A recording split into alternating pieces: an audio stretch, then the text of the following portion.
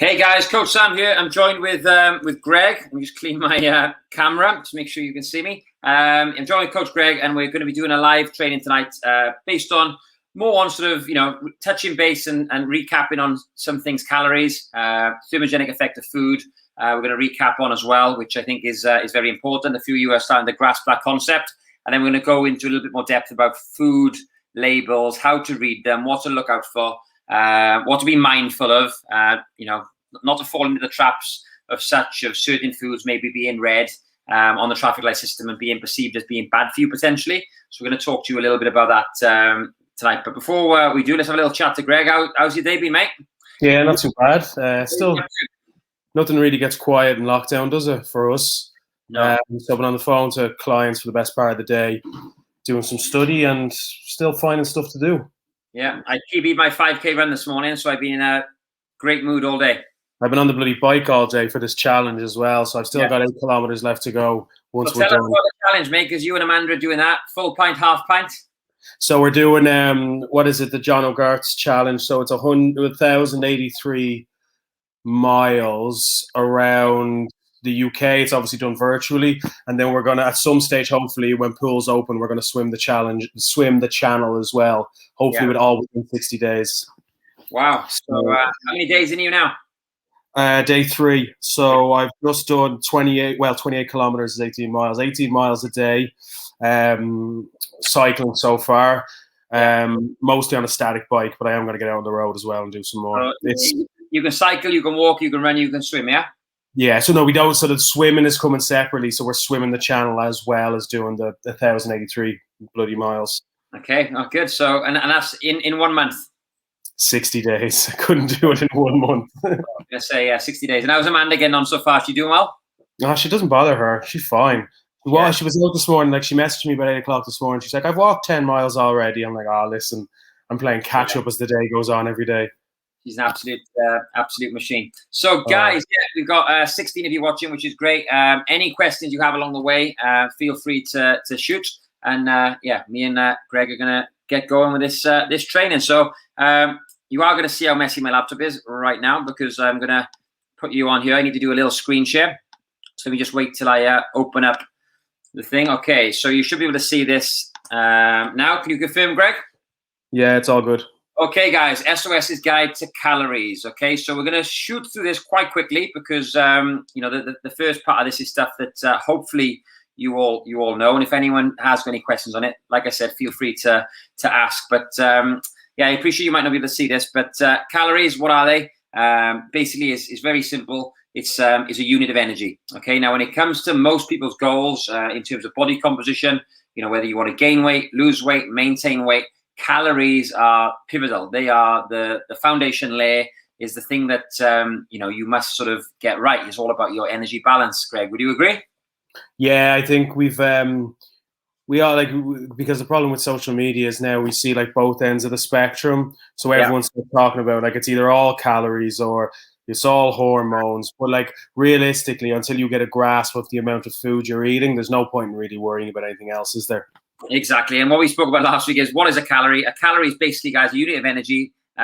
It's the energy in an item of food or drink. Okay, and a lot of people forget that drinks do actually contain a lot of calories. And I think we do it, Greg, don't we? We tell people to try not to drink too many calories from drink any calories, really.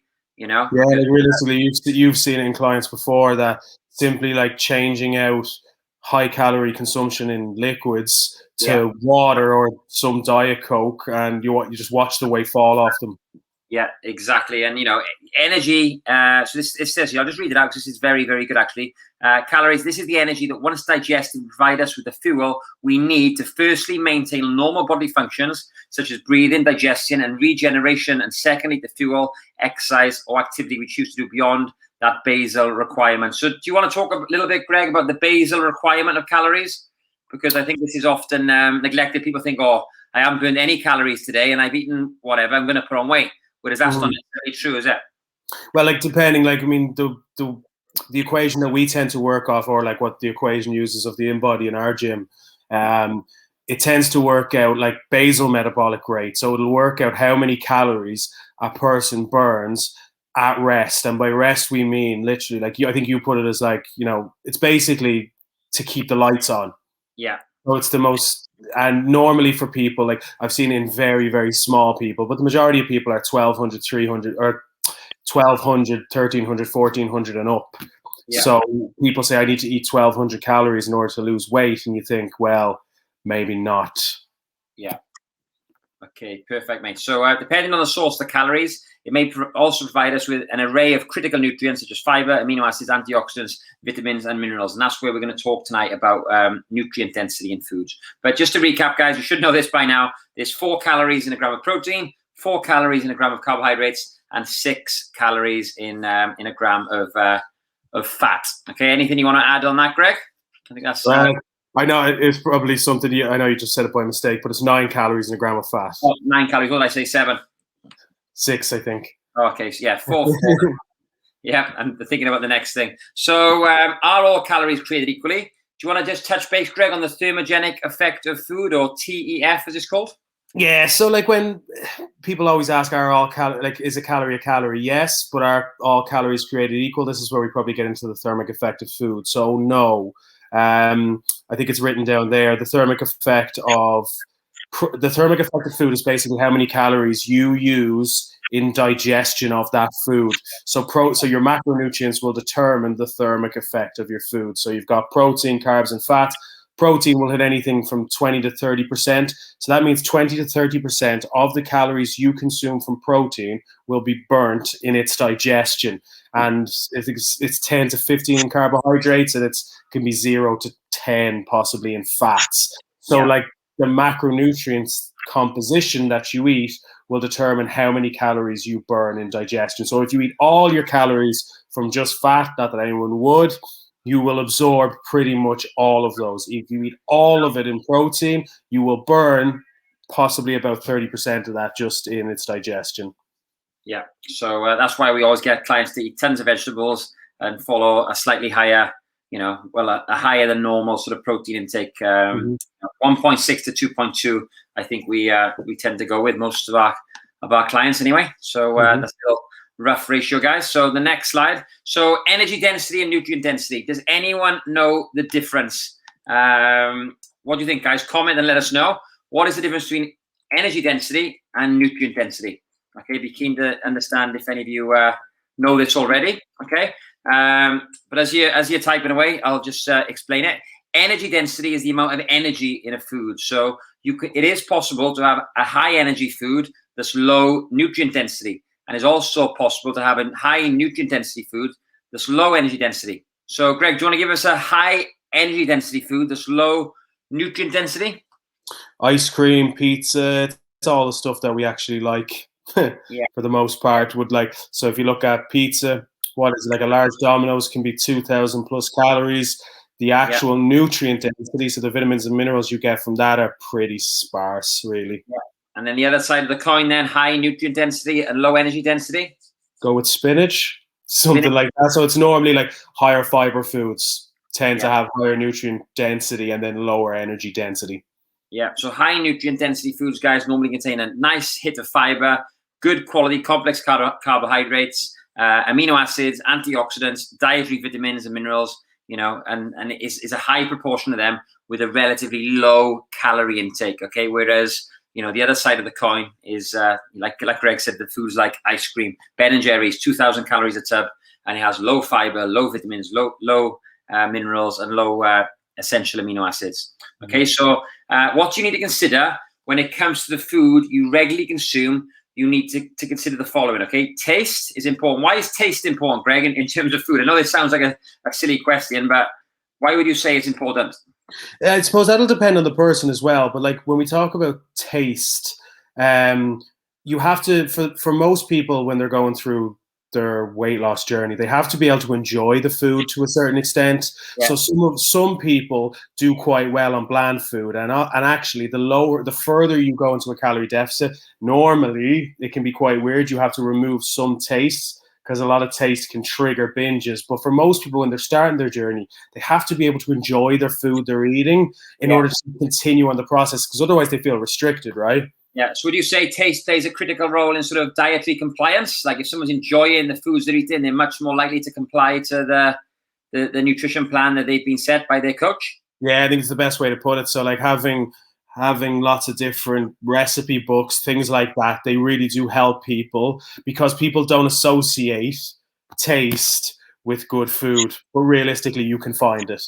Yeah, and it actually says here, foods that satisfy taste contribute not only to a greater eating experience, but also a greater sense of satiation and satiety. So whether that's psychological or not, if you actually enjoy what you're eating, you'll feel better and you'll feel satisfied from that meal. Whereas you could potentially eat, chicken and broccoli and actually be very, very full, but you haven't had the satisfaction from that meal, which is potentially then going to lead you to, wanting a chocolate biscuit, even though you're not hungry. Okay, that's just very interesting. So I think that's the best way to put it. Taste will help with dietary compliance, which is why I think, we always teach the 80-20 rule. 20% of your calories should come from foods that you actually love eating. They might not be nutrient dense, they could be more calorie dense, but if you enjoy them and they're going to make you stick to the other 80%, I think that's important.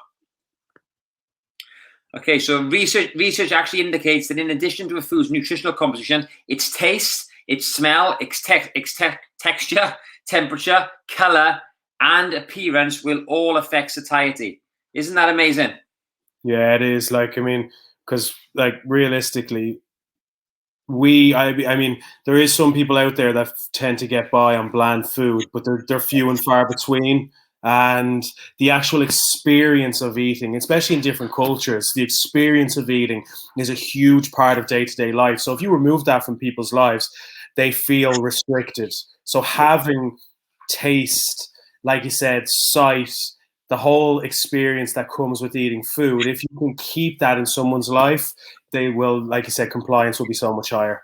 Yeah, and I did a talk last week for a football academy, and one of the guys said to me, if you've got one tip for kids to work on in lockdown, what would it be? And I said, spend time with your mom, spend time with your nan, if you're lucky for her, or your grandparents to still be alive. Learn a few recipes, because it'll stand you in good stead for the rest of your life. So satiety. So the best way to increase satiety, guys, is foods that are high in protein. Yeah. Research shows that of all the nutrients, macronutrients, protein is the most satiating. Okay.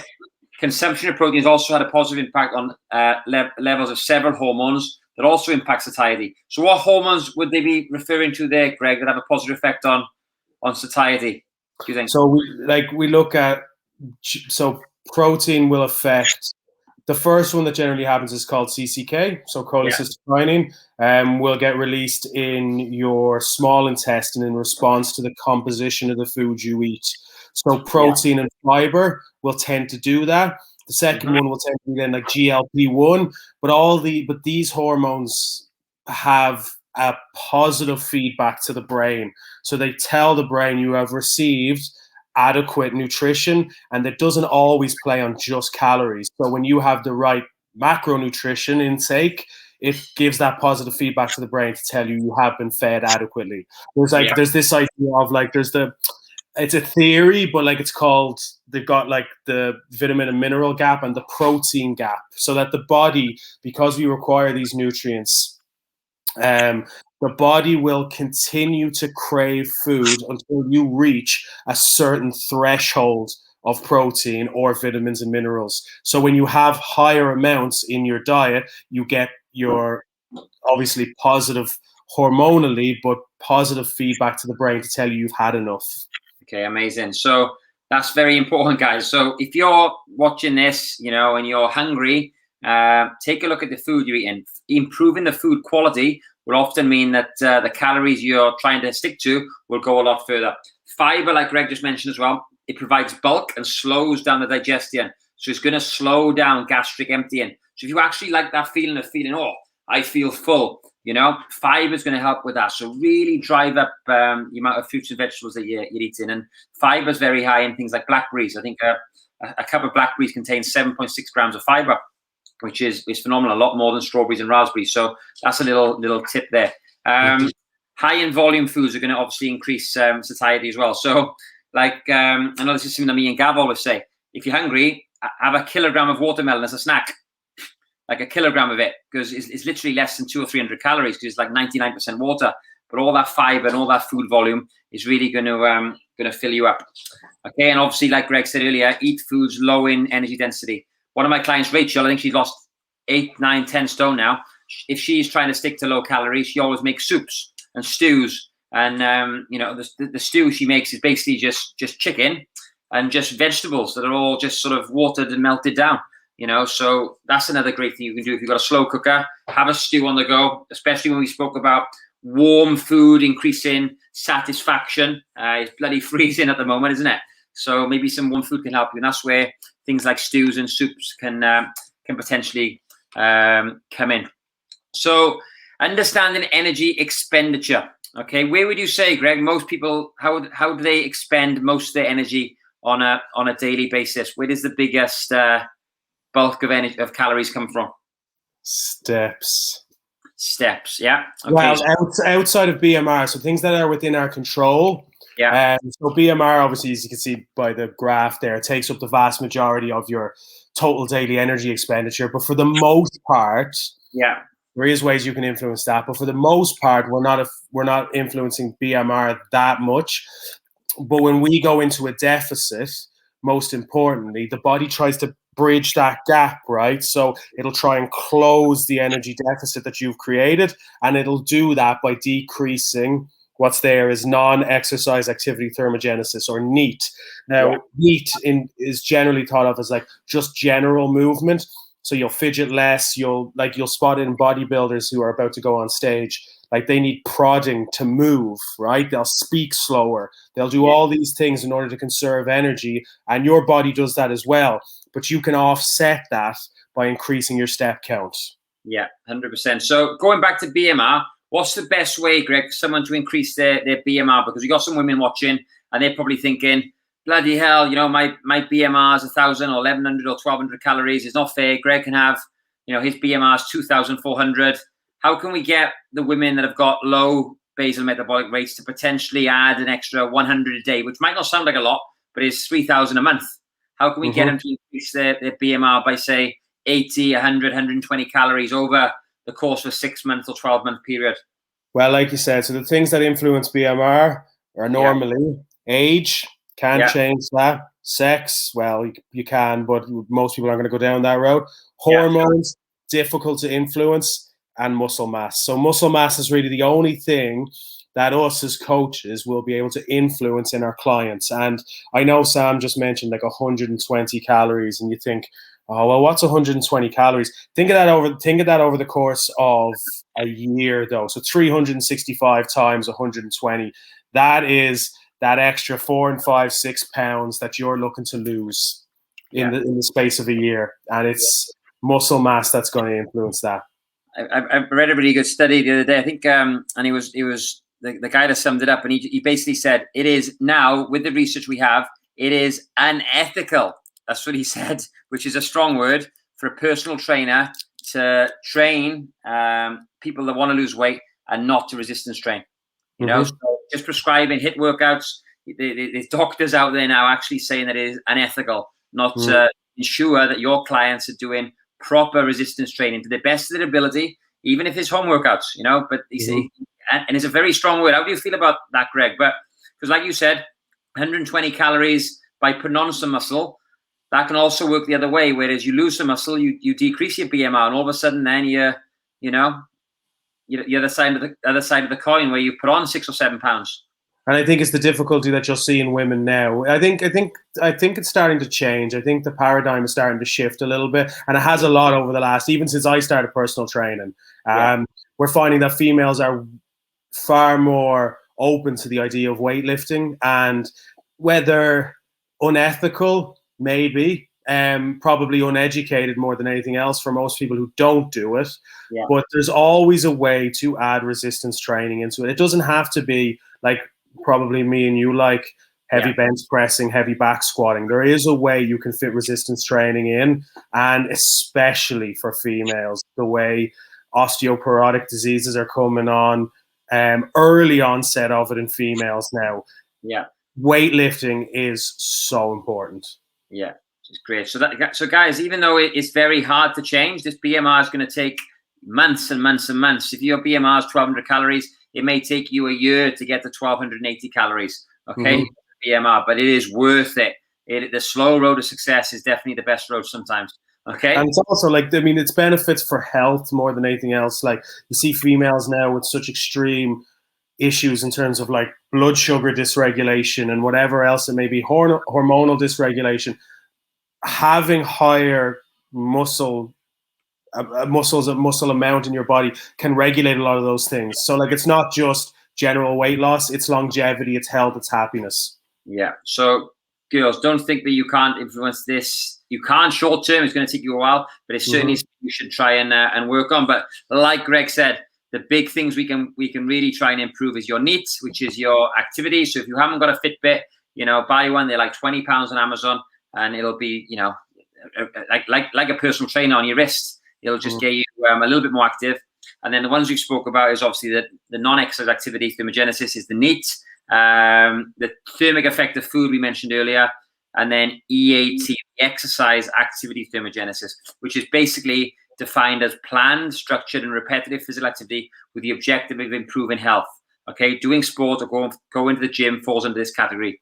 Okay, so it's actually training with a purpose of improving, and that's the difference between training and exercise. NEAT is kind of exercise, but EAT is when you actually go to the gym and you're actually trying to improve on your performance.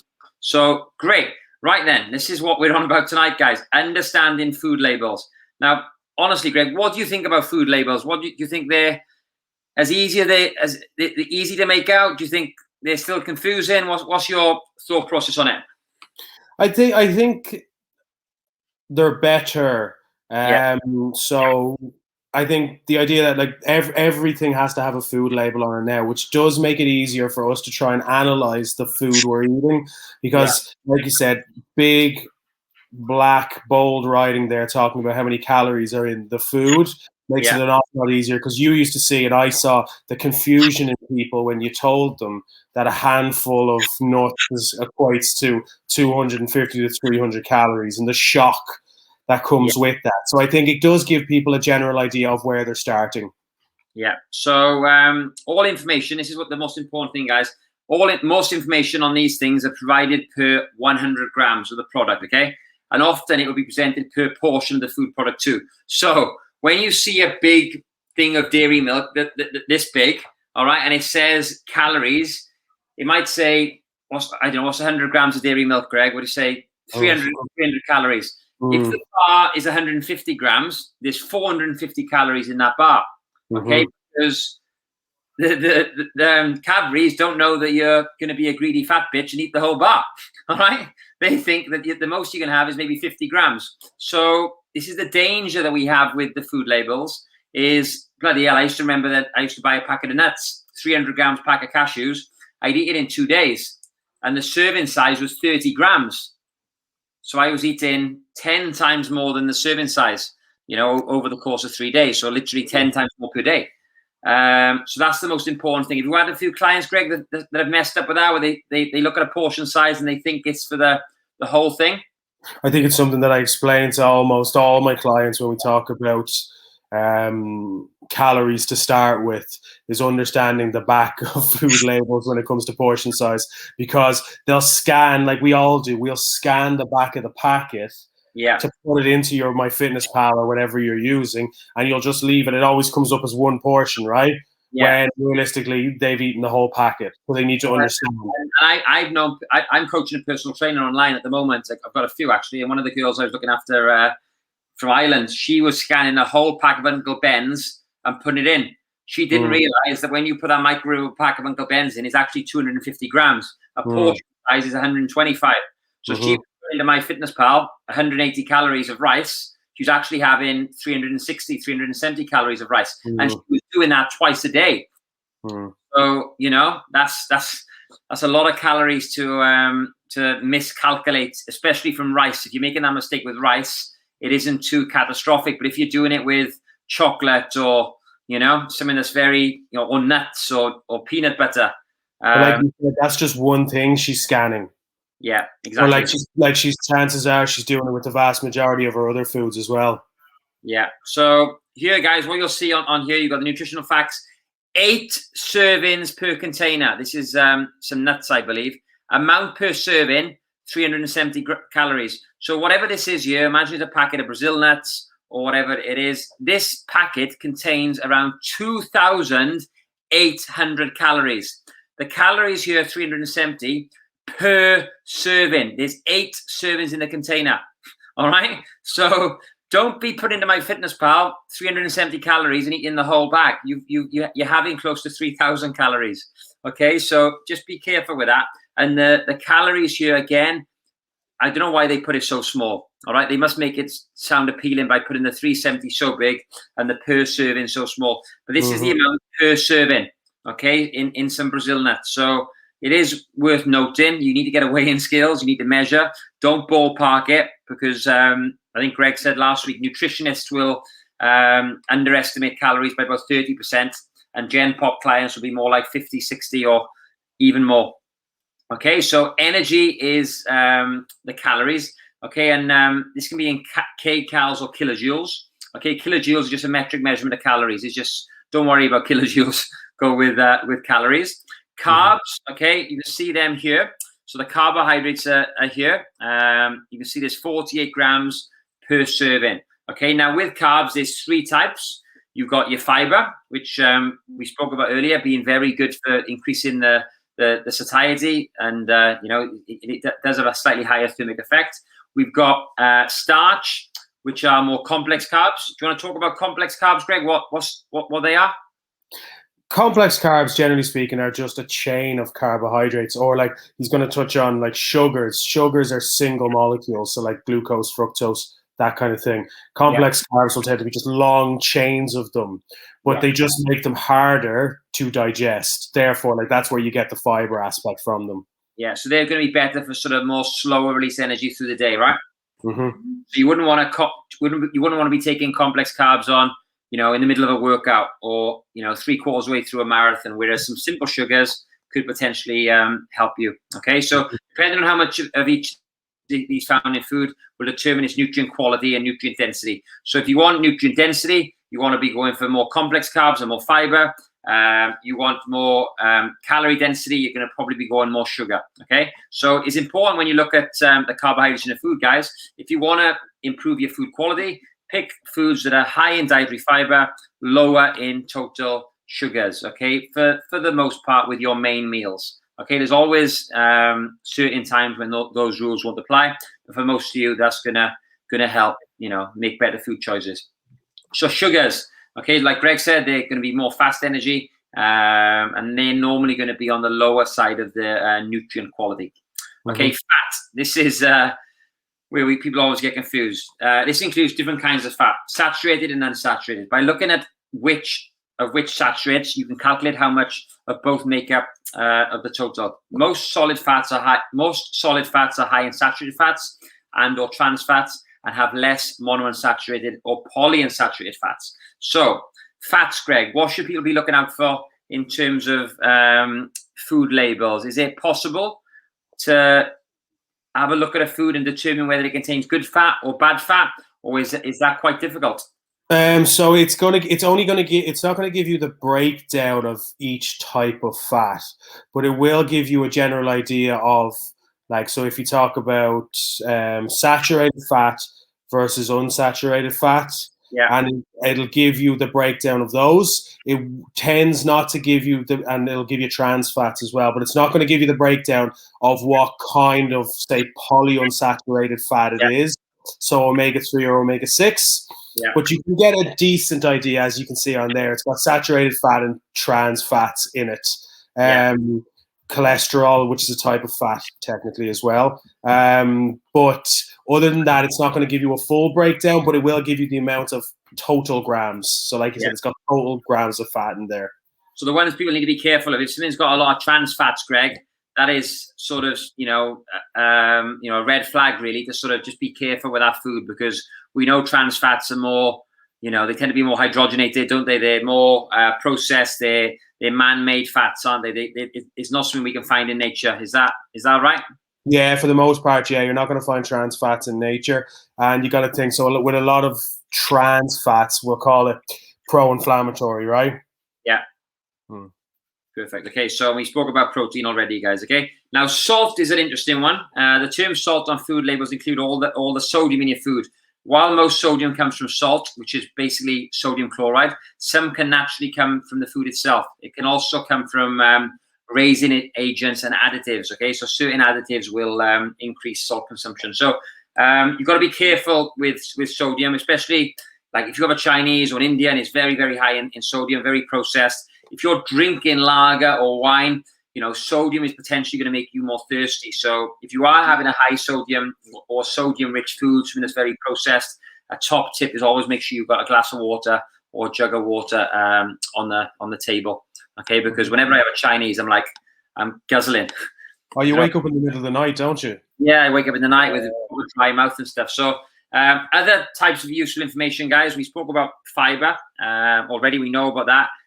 Women should have about 20 to 25 grams a day. Men around 30 to 35, or 12 grams of fiber per 1,000 calories of intake is good. Starchy foods are also a good source of energy. Starch contains fiber, calcium, iron, and B vitamins. So iron is obviously important for you women, especially if you're menstruating, because you're going to lose quite a lot of iron. Greg, is that a fair assumption? Yeah, you tend not to find, very rarely anyway, males who are like iron deficiency, that have iron deficient anemia. You'll find females that, especially, like, not necessarily pathologically but functionally, have low iron. So it is really important. Yeah. So like Greg said, you can't tell from the back of the food whether something has a monounsaturated fat or a polyunsaturated fat. But monounsaturated fats are things like almonds, cashew nuts, peanuts, avocados, cooking oils made from plants or seeds like canola, olive, peanut, soybean, rice bran, sesame, and sunflower oils. So monounsaturated fats, Greg, what are they good for in terms of our health, our well-being, our hormones? I think the vast majority of the time when we look at monounsaturated fats, we're talking about oleic acid, which I think is omega-9. But yeah, like comparable to to omega-6 fats, they tend to be quite anti-inflammatory. We find that this is why we talk about like the Mediterranean diet being so anti-inflammatory. It is, generally speaking, because of its high level of monounsaturated fats. Yeah. So, don't be afraid, guys. Don't be scared of fats. They do contain, obviously, 9 calories per gram, but they're going to be great for your health. Very good at managing inflammation. So, and then your polyunsaturated fats, this is your omega-3 and your 6. Obviously, for fish, tahini, linseed, chia seeds, soybean, sunflower, safflower, canola oil, margarine spreads are made from these oils as well. Pine nuts, walnuts, Brazil nuts. So it's actually interesting that certain nuts are more monounsaturated, some are more polyunsaturated. So that's why I say to all my clients, Charles Poliquin taught me this, meat and nuts breakfast, rotate your meat, rotate your nuts is one of the fastest ways to get lean, because, it's high protein, increases satiety, and you're getting loads of nutrients from the meat and the nuts as well. So polyols are, I can't say that word, can you? Polyols, okay? Also called sugar alcohols, okay? These are used as food ingredients to replace sugar in many sugar-free and reduced calorie foods and beverages. In some people, excessive consumption of polyols may cause gastrointestinal distress. Now, I don't know about you, Greg, but are you seeing more and more people having digestive problems with overconsumption? I'm not on about one Diet Coke a day. I'm talking about, lots of sugar-free syrups, lots of Diet Coke, diet that's, high in these sort of polyols, very processed, combined as well with poor sleep, a lot of maybe HIIT style workouts. Do you find that people are getting more, because you work in this sort of department a lot more than me, people with gut issues, do you find that these polyols are a small contributing factor to or not? What do you think? I think they are definitely a contributing factor. We spoke about it before. Like, I even find it in myself. You'll find it like in a lot of like the protein bars, you'll have high amounts of polyols, and most people will have a threshold. That's the issue. And it's the same with a lot of people with a lot of gut issues and certain types of foods that bother them. A lot of people will have a threshold that when they tend to go over that, it tends to cause like gastrointestinal distress. And with the amount of substitutes that we're coming across now. Because I remember, like, when like going back 10 years ago, it was just pretty much like you could get it with a Diet Coke or something like that. But now, when you like what you're talking about, like syrups and all these extremely low calorie substitutes, the actual amount that we're taking in is probably tripled, quadrupled than what we would have 5-6 years ago. So I do think it is a genuine issue. It's a fine balance, isn't it? If you're dieting, swap the ketchup for for a sugar-free ketchup or a calorie-free ketchup. But once you stop dieting, maybe go back to the normal. I'm not condoning ketchup here, but is maybe a slightly better option, than more of these polyols. For me, it's grenade bars. I'll have one a day. I'm fine. As soon as I go to 2 a day for 2 days in a row, I can't stop fine. So again, that's my threshold. So don't pretend you don't fart, guys. Everyone farts. Vitamins and minerals. If the food has what would be deemed as a significant contribution of vitamins and minerals, it can be listed, and if it is not, it's fortified. Extra nutrients added. These also need to be listed. So that's interesting as well. Ingredients lists. Food labels will also have a list of ingredients found in the product. This is really interesting as well, and lots of people don't realize this. Ingredients are listed from the greatest to the smallest by weight. So the main ingredients will be first. Okay. Who didn't know that, guys? So do you want to give us an example, Greg, of maybe where, like tomato ketchup, you'd hope that the first ingredient would be, say, tomatoes, right? But normally sugar, isn't it? Or sugar too. Yeah, the first ingredient could be like maltodextrin or dextrose or some form of sugar. So that's a really good way, guys, of looking at it and understanding, whether the food is better quality. So use the first 3 ingredients, guys, as a guide. If the first 3 ingredients are all artificial, maybe that food isn't very good for you. Whereas if the first 3 ingredients are all things you recognize, then great. Don't worry if the last ingredient is something, that's maybe a bit processed. Look at the first 3. Okay. So these are the names you might find for added fats and sugars. Animal fat oil, beef fat, butter, chocolate, milk solids, coconut oil, milk cream, coffee, cream, ghee, dripping, lard, suet, palm oil, sour cream, vegetable shortening. They're names for fats. Okay. And sugar will be dextrose, fructose, glucose, golden syrup, honey, maple syrup, sucrose, malt, maltose, lactose, brown sugar, and castor. So guys, all of those there are names of basically sugar. Okay. So if you're eating something and that's one of the first ingredients, just be careful, just be mindful. Okay, so we're almost there. Okay, do you want to talk about this traffic light system, Greg, how it kind of works? So generally speaking, it's going to be off your recommended daily allowance based off a normal person. So like it's got 14 grams of fat there, right? So that's 20% of your daily intake. So it's saying it's a high fat content. So it's at orange level. Right, so it's like green for go, orange for a little bit more, and then red is high. So like saturated fats in this particular food, I think was nuts, is quite high comparable to what you should be having in your recommended daily amount. Yeah, and it's actually interesting. It actually gives you the stats here, and I wasn't actually aware of this. It's always good to get reminded. Something that has more than 17.5 grams of fat per 100 grams would be classed as red. Okay, so high fat is more than 17.5 grams per 100. Now, if you think of a lasagna, it might be a 300-gram lasagna, and people share that between 2, or maybe some people have it themselves. This is 17.5 grams per 100 grams. 100 grams isn't a big portion of lasagna. So there's potential that meal's going to have, 25, 30 grams of fat, which would be, bloody hell, pink. It'd be over the red, okay? Low in fat then is 3 grams or less. Okay, so anything in between then, obviously we can see the 14 grams here. That's going to be in between, so that's going to be medium. So guys, in terms of fat, anything less than 3 grams is green. Anything between 3 and 17.4 would be amber. Anything over 17.5 is red. So Greg, should people stay away from red foods? Not necessarily. I mean, it very much depends on what that food is. Yeah. And this is where we didn't get into like the breakdown of different fats in certain foods. Yeah. So like if we spoke beforehand about salmon, for example. So salmon's going to be quite high in fat, but the nutrient density of salmon makes it, and it's also like it's got a lot of omega-3 in it. So it might be in that circumstance worth it, for example. So isn't this weird here? How fat is amber, but then saturated fat is red. Okay, so why is that, guys? Anyone know?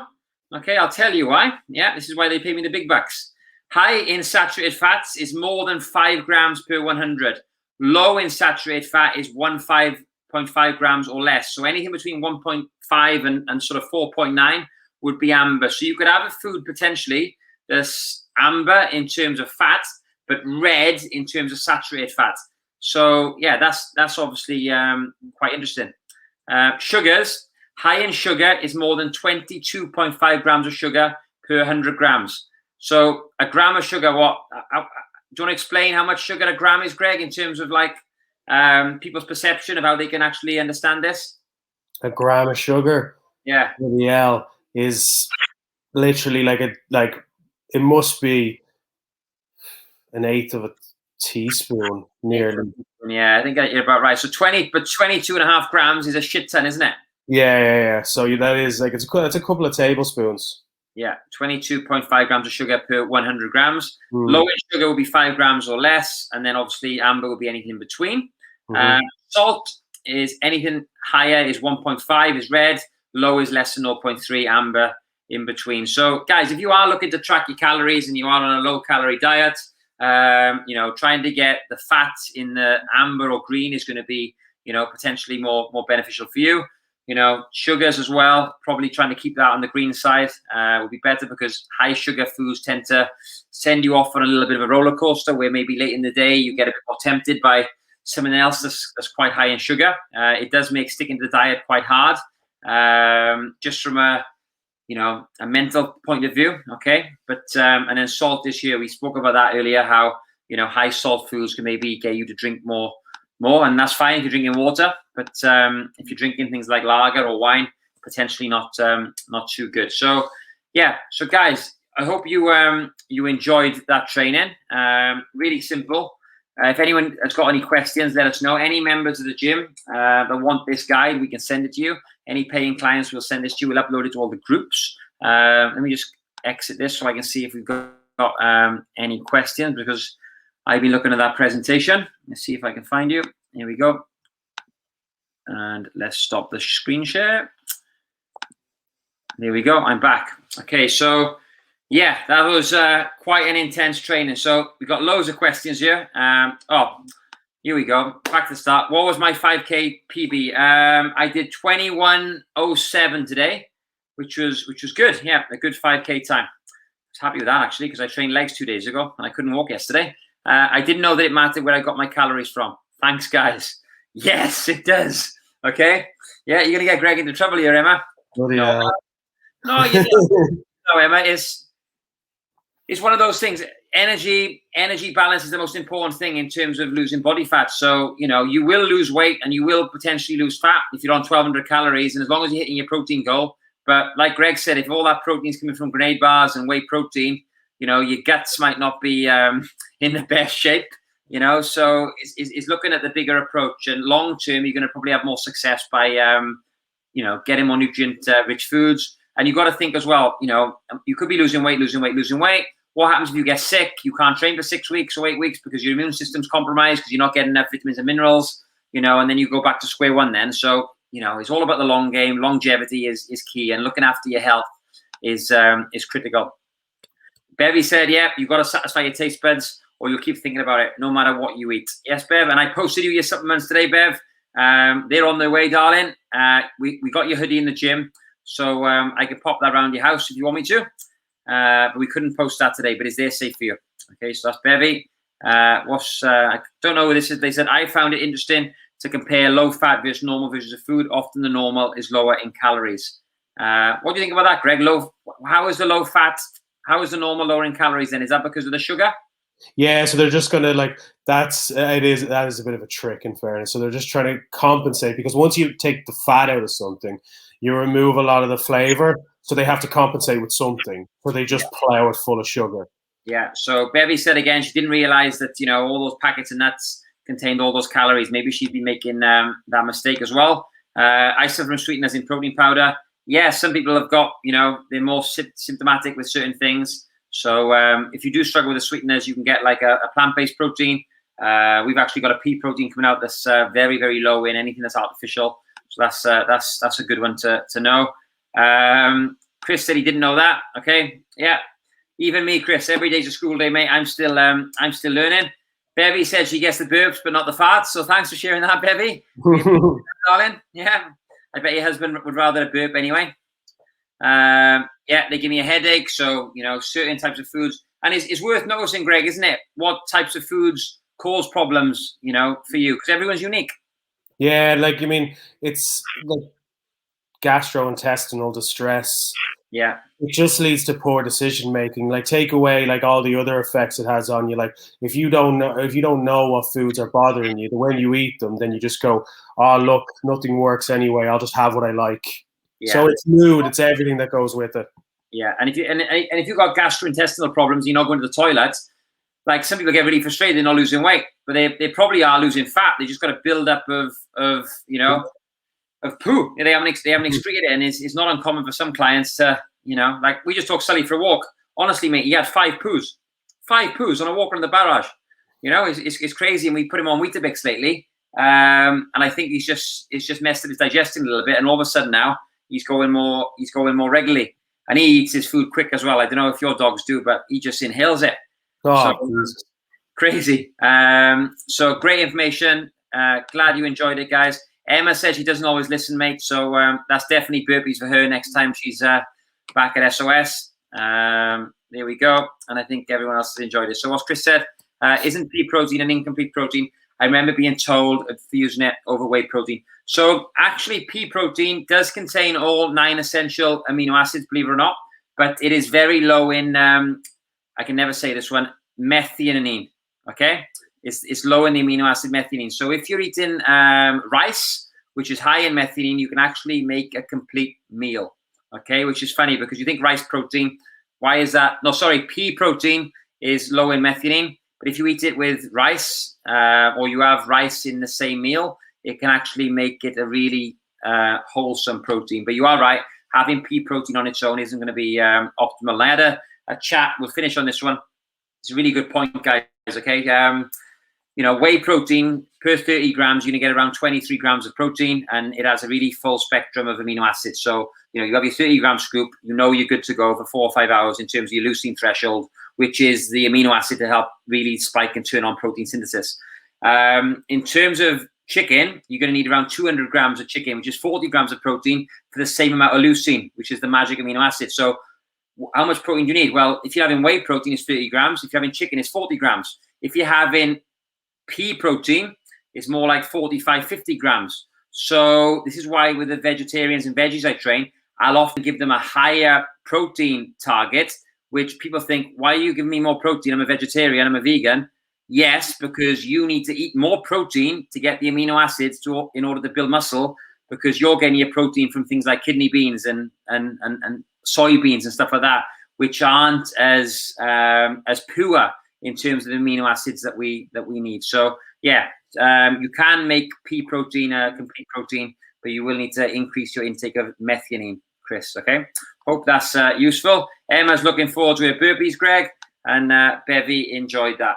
Okay, guys, that's it from us tonight. I hope you enjoyed it, guys. If anyone's got any questions, just comment below. We would appreciate if you can just give this a share.